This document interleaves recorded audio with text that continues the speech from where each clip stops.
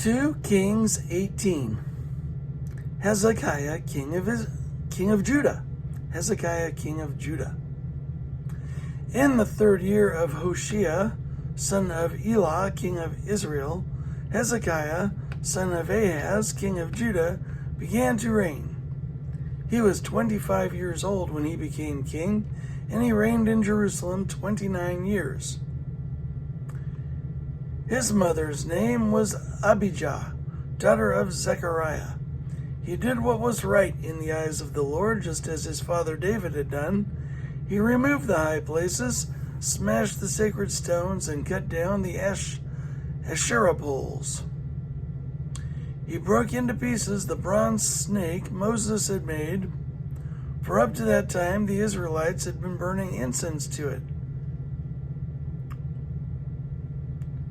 It's a long time. It was called Nehushtan. Hezekiah trusted in the Lord, the God of Israel.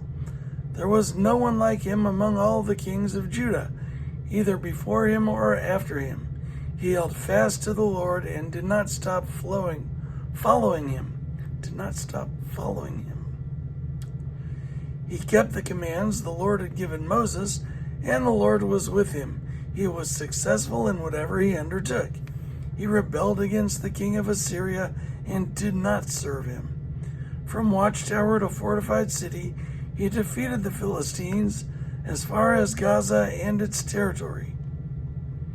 In King Hezekiah's 4th year, which was the 7th year of Hoshea, son of Elah, king of Israel, Shalmaneser, king of Assyria, marched against Samaria and laid siege to it. At the end of 3 years, the Assyrians took it.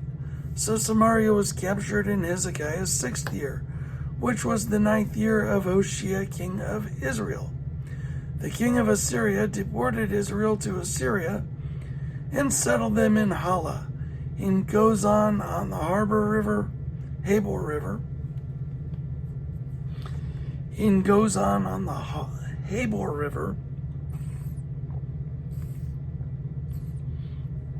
and in towns of the Medes.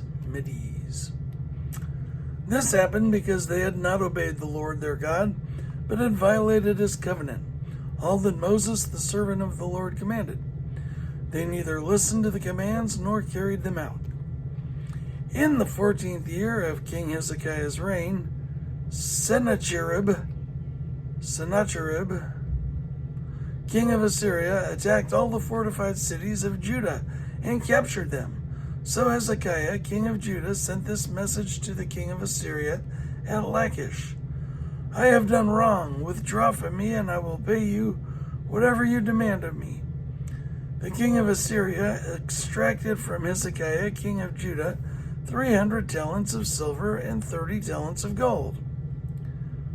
So Hezekiah gave him all the silver that was found in the temple of the Lord and in the treasuries of the royal palace.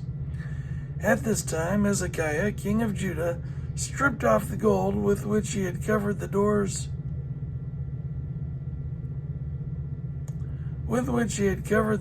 and doorposts of the temple of the Lord, and gave it to the king of Assyria.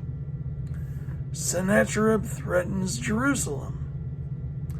The king of Assyria sent his supreme commander, his chief officer, and his field commander with a large army from Lachish to King Hezekiah at Jerusalem. They came up to Jerusalem and stopped at the aqueduct of the upper pool, on the road to the washerman's field. They called for the king, and Eliakim, son of Hilkiah, the palace commander, Shebna, the secretary, and Joah, son of Asaph, the recorder, went out to them. The field commander said to them, Tell Hezekiah, this is what the great king, the king of Assyria, says. On what are you basing this confidence of yours? You say you have the counsel and the might for war, but you speak only empty words. On whom are you depending that you rebel against me? Look, I know you are depending on Egypt, that splintered reed of a staff which pierces the hand of anyone who leans on it. Such is Pharaoh, king of Egypt, to all who depend on him. But if you say to me, we are depending on the Lord our God, isn't he the one whose high places and altars Hezekiah removed, saying to Judah and Jerusalem, you must worship before this altar in Jerusalem? Come now, make a bargain with my master, the king of Assyria. I will give you 2,000 horses, if you can put riders on them. How can you repulse one officer of the least of my master's officials, even though you are depending on Egypt for chariots and horsemen? Furthermore, have I come to attack and destroy this place without word from the Lord? The Lord himself told me to march against this country and destroy it. Then Eliakim, son of Hilkiah, and Shebna and Joah said to the field commander, please speak to your servants in Aramaic, since we understand it. Don't speak to us in Hebrew in the hearing of the people on the wall. But the commander replied, was it only to your master and you that my master sent me to say these things, and not to the people sitting on the wall, who, like you, will have to eat their own excrement and drink their own urine? Then the commander stood and called out in Hebrew, hear the word of the great king, the king of Assyria. This is what the king says. Do not let Hezekiah deceive you. He cannot deliver you from my hand. Do not let Hezekiah persuade you to trust in the Lord when he says, the Lord will surely deliver us. This city will not be given into the hands of the the Lord will surely deliver us. This city will not be given into the hands of the king of Assyria. Do not listen to Hezekiah. This is what the king of Assyria says. Make peace with me and come out to me. Then each of you will eat fruit from your own vine and fig tree and drink water. Then each of you will eat fruit from your own vine and fig tree and drink water from your own cistern until I come to take you to a land like your own, a land of grain and new wine, a land of bread and vineyards, a land of olive trees and honey. Choose life and not death. Choose life and not death.